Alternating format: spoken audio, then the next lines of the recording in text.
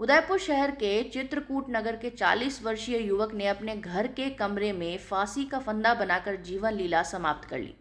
मृतक की पहचान अशोक बागड़ी के रूप में हुई है, जो पेशे से ठेकेदारी का काम करता था। बुधवार करीब 2 बजे जब मृतक अशोक के भतीजे ने घर के कमरे में छत से अशोक को लटकते देखा तो जानकारी अपने चाचा प्रतीक बागड़ी को फोन पर बताई, जिस पर प्रतीक और अन्य रिश्तेदार और क्षेत्रवासी घटनास्थल पर पहुंचे।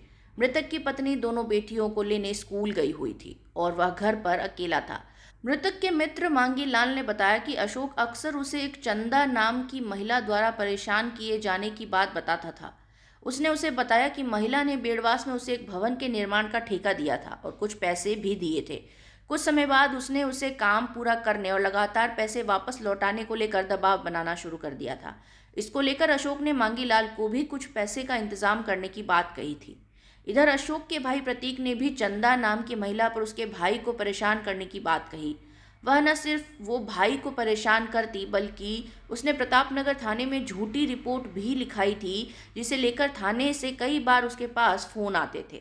प्रतीक ने बताया कि बुधवार सुबह भी प्रतीक के फोन पर प्रतापनगर थाने के एक पुलिसकर्मी के करीब 2 दर्जन से अधिक बार फोन आए, जो उन्होंने उसकी मौत होने के बाद देखे। प्रतीक ने उस महिला को ही अपने भाई के मौत का कारण बताया। उसने मामले की निष्पक्ष जांच कर आरोपियों के खिलाफ बड़ी कार्रवाई करने की मांग की है। अशोक 2 बेटियों का पिता था और चित्रकूट नगर में बेटियों और पत्नी के साथ किराए के मकान में रह रहा था। नरेंद्र बागड़ी नाम है मेरा। हाँ, चित्रकूट नगर रहता हूँ मैं। और मेरा छोटा भाई अशोक बागड़ी, वो कंस्ट्रक्शन का काम है, उसका ठेकेदारी करता है। तो चंदा देवी करके एक लेडीज़ थी जो पहले चित्रकूट नगर में रहती थी। अभी उसने वहाँ से मकान बेच करके बेड़वास में कोई मकान बनवा रही है। तो मेरे छोटे भाई ने उससे कंस्ट्रक्शन का काम लिया, तो उसने 80,000 रुपये उसको दिए, ऐसा जानकारी में आई, एडवांस लिए। और फिर वो काम कर रहा था, तो आधे से ज़्यादा काम कर लिया। अब वो महिला उसको परेशान कर रही थी कि मेरे तो 80,000 रुपये दे, मेरे को तेरे से काम नहीं कराना। तो कह रहा था 80,000 में कहाँ से, तो मैंने काम कर लिया। तो वो फिर पुलिस की धमकी दे रही थी। प्रतापनगर थाने में उसको बुलाया भी थे, एक सज्जन सिंह करके कोई पुलिस वाला है, उसने बुलाया। और वो इनमें बीच में कोई समझौता वगैरह की कोई बात हुई, फिर भी वो मान नहीं रही थी और वो ब्लेम पे ब्लेम कर रही। वो सारी रिकॉर्डिंग पड़ी हुई है हमारे पास का, उसके फ़ोन में हमने देखी तो सारी पड़ी हुई है।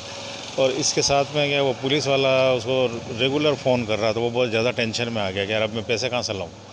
और किराए के मकान में रहता है, 2 छोटी बच्चियाँ उसके 9-10 साल की, और बहुत दिक्कत में था, प्रेशर में आ गया वो। और मानसिक दबाव के कारण उसने कल फांसी लगा ली सर। पर चाहते हैं उसको इंसाफ मिले, उसके बच्चों का कुछ हो, और जो इसके जिम्मेदार हैं उनको सज़ा मिलनी चाहिए। उनको सज़ा नहीं मिलेगी तो और भी कुछ लोगों के साथ वैसा कर सकते हैं। किसके खिलाफ मामला दर्ज करा? तो पुलिस वाले सज्जन सिंह का और वो चंदा देवी दोनों के नाम पे FIR करवाई साहब हमने।